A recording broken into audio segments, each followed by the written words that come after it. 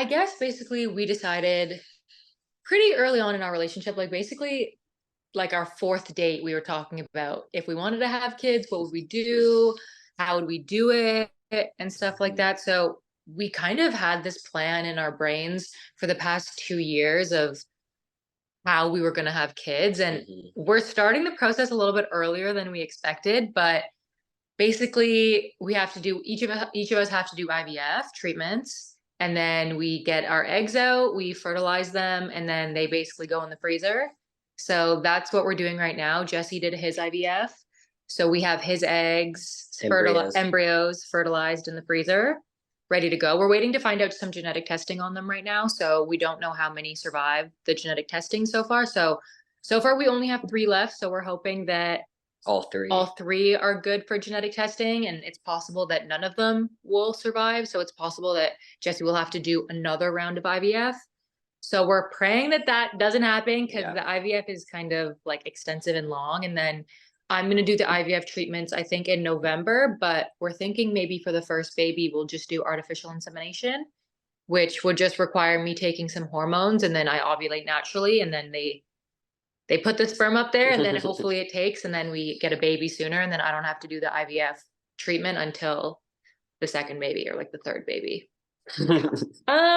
Honestly, the sooner the better. We're not trying to get our hopes up, because we do know like the percentages of, like, unless you put a fertilized embryo in your uterus, that's an 85% chance. But if you just do artificial insemination, it's a lower percent. So the sooner the better, we would think. We're just kind of waiting to figure out like when I'm ovulating next. And we initially were going to wait till after the wedding, basically when we got home from our honeymoon, so a month after the wedding. And then we decided recently to postpone the wedding and maybe do it way sooner. So not by too much. Like we would still maybe do the wedding around next Christmas or in next winter. But yeah, we were planning the wedding for May, and then we were planning to get pregnant in June or July. But now the wedding in May kind of isn't really happening, because it's just taking too long in the process and the wedding planner. So we're like, let's just have babies first, and then we'll get married when the baby's like 6 months old instead. Yeah. Okay. And the baby can be at the wedding. Yeah, exactly. Yeah, a little papoose. Yeah. It feels very surreal, because I've always known I wanted to be pregnant and be a mother, but it's crazy that it's like happening.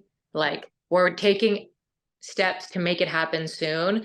So it's just crazy. Like I'm nervous, I'm excited, I'm scared, but I'm just really excited. But it's also scary because I don't know how I'm going to react, and like, am I going to get sick, or am I going to love it? Right. It's just like hard. Like, how am I going to tell my family? How am I going to tell the world? When do you do that? It's just like a lot of things to think about. I think like one of the differences of being in a queer relationship is that when you do this, it's so intentional. You're choosing to do this, and you're choosing your timeline. You're choosing to spend the money and all these things. Whereas like in cis relationships, a lot of the time it happens, and then you kind of have to adapt once it happens. Whereas like we almost have to prepare ourselves, because we're like really choosing every step of this. And I think that's why there might be like a little more intensity involved versus just like, oh, it happened. Like, oops. Yeah, oops. Yeah. Now what do we do? You know, like, him mainly, yeah. Yeah, I mean, it was really intense. I didn't even really anticipate how intense, especially just as a trans man. It was really hard on me, mentally more than physically. The physical part is easy. Like it's uncomfy, but easy. And then it was like what I was on like 4 times the normal dose, because I've been on testosterone for 4 years. So they had to really up my dose. And that's just pretty hard on your brain. Really hard, more than anything.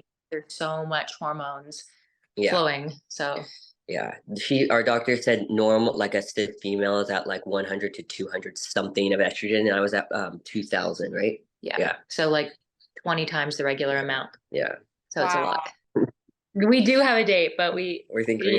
No, we can't tell you, but we do have a date. Yeah. We don't want to share information and then it not happen. And like, say we tell everyone date, like this is the date we're going to inseminate, and then the baby doesn't stick, then we kind of have to mourn that a little bit and like mourn it publicly. So we'd rather just like let everyone know once I'm pregnant and once the baby's like for sure a thing, just so we don't have to like deal with like even like a miscarriage potential. So we don't want to have to do that publicly.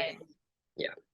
Yeah. Definitely. Arlo loves planning stuff like this. So this whole time they were like, what are you gonna put me in contact with the wedding planner? Like, what's going on? And we're like, They were sending me Pinterest boards of like a whole wedding theme, like flowers, decor. Like they are going to be very heavily involved, which I like because I can just be like as far as choosing the location, it's we're choosing that. But when it comes to time to decide on decor, I'm gonna let them take free reign because they have such a cool aesthetic that I just trust them. You know, even though they're only 15, I fully trust them. yeah, I think they're in shock. They're like, "What? I can't believe yeah, it's actually happening." yeah. I've been telling them since they were a baby, like, oh my, I really want to give you a sibling because I'm one of 8, and I just felt like you have that crazy bond, with your siblings for the rest of your life. So I was like, I really want to give you one, and it just obviously didn't happen. I never found the right person. So the fact that we're there and it actually is happening, I think they're like, I'm actually gonna get one. They're Like, like, whoa. there's gonna be like mini you guys running around. Yeah. It's like hitting them kind of. Yeah, but they're excited, I can tell.